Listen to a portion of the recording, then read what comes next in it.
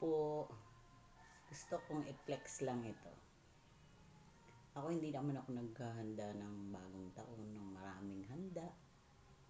Eto, gusto ko lang ipaalam kung ano ibig sabihin nito. Tubig, dalisay mula sa ating kalikasan, kumakatawan sa ating pagkatao, maging dalisay. At sa inumin na rin ng isang tao. Bakit bigas? Siyempre, pagkain, walang kagutuman.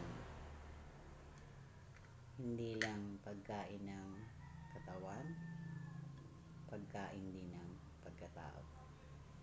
Bigas. Bakit pera? Ito ay sumisimbolo sa ating yaman, na hindi tayo magugutom, pambili ng ating pangangailangan, at hindi tayo mauubusan sa buong isang taon.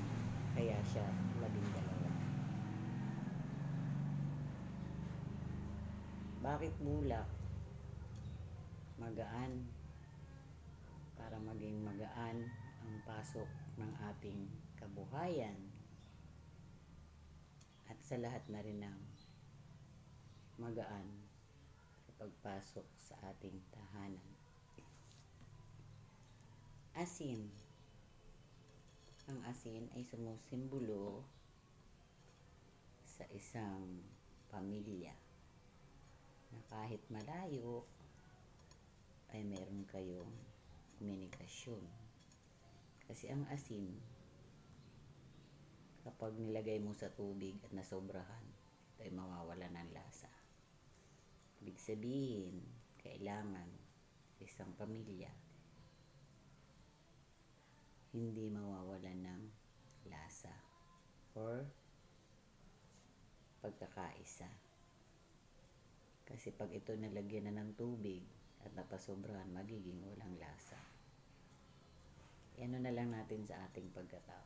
Kapag nawala ng lasa or sa isang kapatid or kaibigan,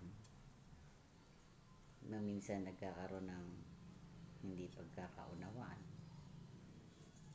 kaya ito ay sumisimbolo na hindi mawalan ng lasa ang inyong pagsasamahan. Yun lang. At ang plato ay sumisimbolo ng isang tahanan o isang kumpanya ng pinagtatrabahuan. Lahat ito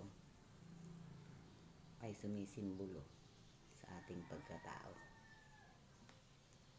At yan ay mula sa ating Panginoon.